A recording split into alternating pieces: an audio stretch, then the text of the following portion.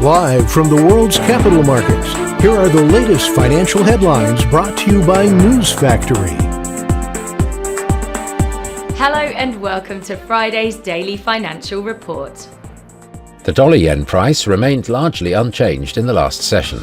According to the Williams indicator, we are in an overbought market. The Bitcoin fell 0.5% against the dollar in the last trading session.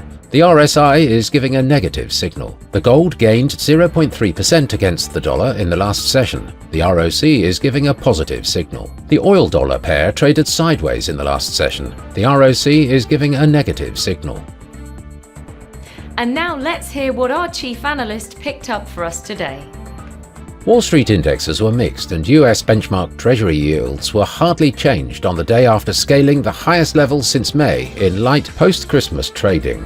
US stocks steadied after the three major indexes slipped in early trading. Ether's price dropped to under $3,400, erasing gains from the previous days. This movement followed a 4% decline in Bitcoin and triggered $34 million in liquidations of leveraged ETF longs. Investors grew more risk-averse as signs of weakness emerged in the United States job market. The US dollar hit a 5-month high against the Japanese yen on expectations the greenback would be boosted next year by policies by the incoming Donald Trump administration that are expected to boost growth and lift inflation.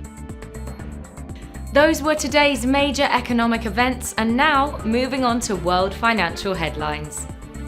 This week's economic calendar is filled with a range of impactful data releases. Market participants should focus on major announcements that may lead to volatility and potential adjustments in trading strategies. These upcoming releases could bring clarity or surprises to market expectations. Being alert and ready to act can make navigating this period smoother. We hope that you've enjoyed Friday's Market Outlook. On behalf of all of us here, we wish you a productive trading day.